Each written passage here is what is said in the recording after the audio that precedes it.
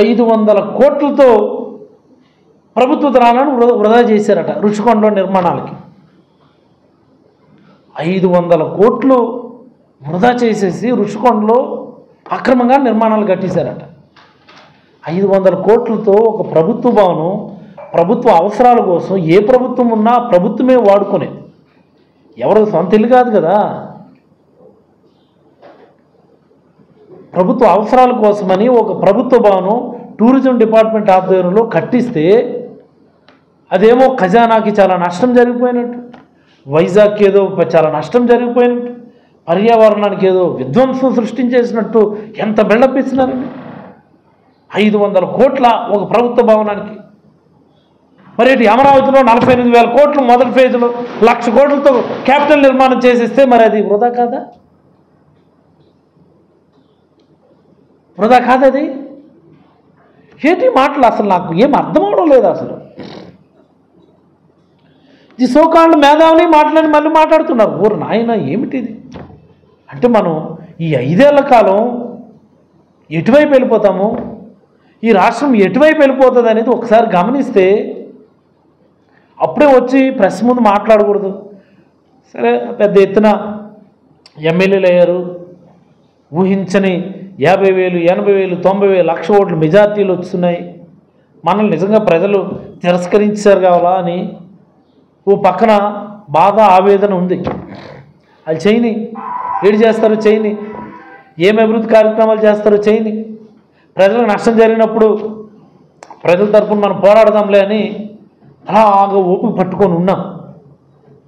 కానీ ఈ 10 రోజులు 15 రోజుల్లో చూసినటువంటి పరిణామాలు చూస్తే వైజాగ్లో ప్రభుత్వ భవనాలు ప్రభుత్వ అవసరాల కోసం ఒక భవనం నిర్మిస్తే ఐకానిక్ బిల్డింగ్స్ అవి, దేశం మొత్తం ఏమి బిల్డింగ్స్ కట్టారు జగన్మోహన్ రెడ్డి గారు పోతే పోయిందని ప్రజలందరూ అనుకుంటుంటే దాన్ని డైవర్ట్ చేయడానికి 500 కోట్లతో నిర్మాణాలు చేస్తారా? మరి మీరు 1,00,000 కోట్లతో అమరావతి నిర్మాణాలు చేసి వచ్చా? మరి అదే ప్రజాధనం కాదా? అది ప్రజాధనం కాదా? మా వైజాగ్లో మా ఉత్తరాంధ్రలో 500 కోట్లు కడితే అది వృధానా? అమరావతిలో 1,00,000 కోట్లు పెట్టేస్తే అదేమో ప్రజల కోసమా, అభివృద్ధి కోసమా? ఏంటిది?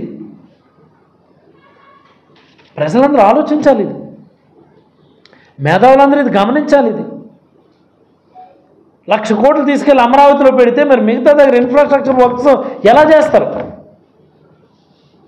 మిగతా దగ్గర ఇన్ఫ్రాస్ట్రక్చర్ వర్క్స్ ఎలా చేస్తారు చెప్పాలి. అది కూడా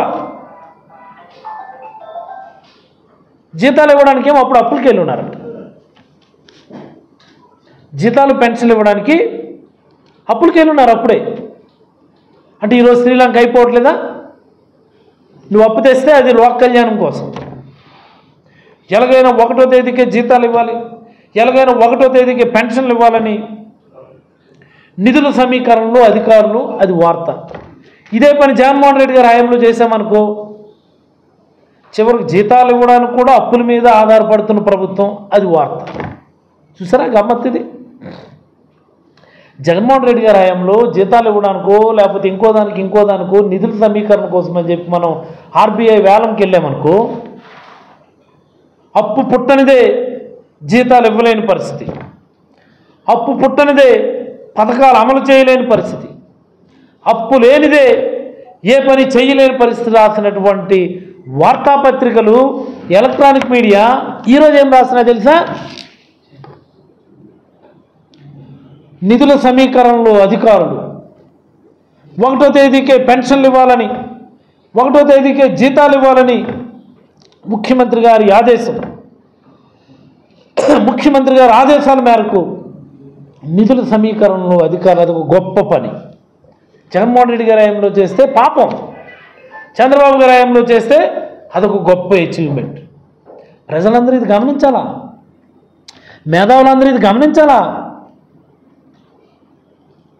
జగన్మోహన్ రెడ్డి గారి హయాంలో రూపాయి 2 రూపాయలు అప్పు తెస్తే ఓ రాష్ట్రం శ్రీలంక అయిపోతుంది చేస్తున్నారు. మరి ఇప్పుడు సింగపూర్ అయిపోయిందా? శ్రీలంక చివరికి సోమాలియా కింద మార్చేసినట్టున్నారు ఇది చూస్తుంటే. చివరికి సోమాలియా కింద మార్చేసే పరిస్థితిలోకి ఈరోజు తీసుకొని వచ్చారు. మీరు ఒక తేడా గమనించాలా రాష్ట్రంలో ప్రజలందరూ కూడా. జగన్మోహన్ రెడ్డి గారు ఆ రోజు 2019 మే 30వ తేదీన ప్రమాణ స్వీకారం చేస్తే 31వ తేదీ ఒకే ఒక్క రోజు గ్యాప్ ఉంటే 1వ తేదీకే పెన్షన్లు జీతాలు కూడా ఇచ్చారు. చంద్రబాబు గారి హయాంలో విత్తనాలు పంపిణీ ఎలా ఉండేది ఒకసారి గుర్తు తెచ్చుకోండి.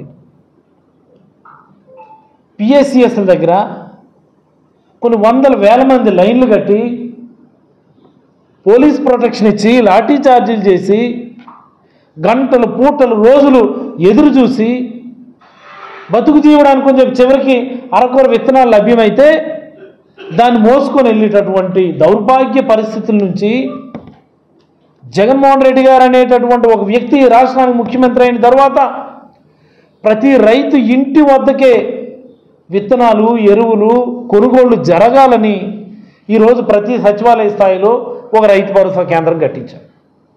ఆ రైతు భరోసా కేంద్రాలను మీరు వెళ్ళి ధ్వంసం చేస్తారు, శిలాఫలకాలను ధ్వంసం చేస్తారు, జగన్మోహన్ రెడ్డి గారి ఫోటో ధ్వంసం చేస్తారు, రాజశేఖర రెడ్డి గారి ఫోటో ధ్వంసం చేస్తారు.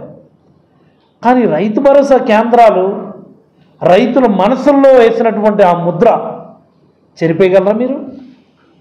నేను అడుగుతున్నాను, సమాధానం చెప్పాలి ఎవడో. ఈ రాష్ట్రంలో ఉన్న రైతు భరోసా కేంద్రాలను ధ్వంసం చేస్తున్నటువంటి తెలుగుదేశం పార్టీ నాయకులందరినీ అడుగుతాం, ముఖ్యమంత్రిగా బాధ్యతలు చేపట్టిన చంద్రబాబు గారిని అడుగుతా ఉన్నా. మీ కార్యకర్తలతో రైతు భరోసా కేంద్రాలను ధ్వంసం చేయగలరు, కానీ రైతు భరోసా కేంద్రాలు రైతుల గుండెల్లో ఏర్పాటు చేసుకున్నటువంటి ఆ ముద్ర చెరిపేయగలరా? అవే రైతు భరోసా కేంద్రాల దగ్గర ఈరోజు మీరు విత్తనాలు పంపిణీ చేస్తున్నారని, దట్ ఈజ్ జగన్మోహన్ రెడ్డి గారు మార్క్ అని ఈ సందర్భంగా రాష్ట్ర ప్రజలందరికీ తెలియజేయదలుచుకున్నారు. జగన్మోహన్ రెడ్డి గారు మార్క్ చెరిపేయాలనుకుంటే మళ్ళీ తీసుకెళ్లి పిఎస్సిఎస్ల దగ్గర రైతులందరికీ లైన్లు కట్టించి అక్కడ విత్తనాలు పంపిణీ చేయించు. జగన్మోహన్ రెడ్డి గారు విధ్వంసపాలన మాట్లాడుతుంటారు కదా. ఈరోజు జగన్మోహన్ రెడ్డి గారు చేసినటువంటి ఆ ప్రజల వద్దకు పాలననే ఈరోజు మీరు గొప్పగా కండువాలు వేసుకొని వెళ్ళి విత్తనాలు పంపిణీ చేస్తారు, విత్తనాలు పంపిణీ చెప్పుకుంటున్నారు. దట్ ఈజ్ జగన్మోహన్ రెడ్డి గారి గవర్నెన్స్. రైతులందరూ గమనించాలి, ప్రజలందరూ గమనించాలి. ఎలాంటి జగన్మోహన్ రెడ్డి గారు మార్క్ని ధ్వంసం చేయడానికి ప్రయత్నం చేస్తున్నారో ఒకసారి గమనించాలి. ఆర్బీకేలు ధ్వంసం చేశారు, సచివాలయం ధ్వంసం చేశారు, హెల్త్ క్లినిక్స్ ధ్వంసం చేశారు, ఎన్ని ప్రభుత్వ ఆస్తులను ధ్వంసం చేశారు.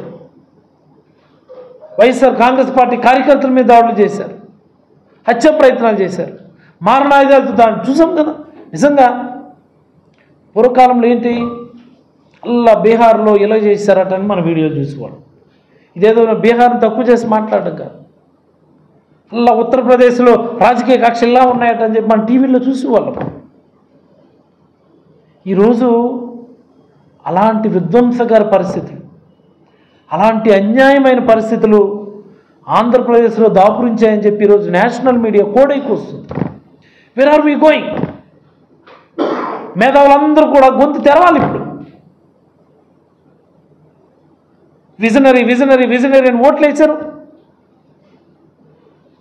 ఇదేనా విజనరీ? విధ్వంసమా విజనరీ? అయితే వాట్ ఇస్ దిస్ కాల్డ్? విధ్వంసం అంటారు, దీన్ని వినాశనం అంటారు. కోరి తెచ్చి నెత్తి మీద పెట్టుకున్న పరిస్థితి ఈరోజు ప్రభుత్వ ఉద్యోగులందరూ కూడా. అవునా కాదా? పెనం మించి పొయ్యిలో పడ్డామనుకొని చెప్పి అంటారు. అప్పుడే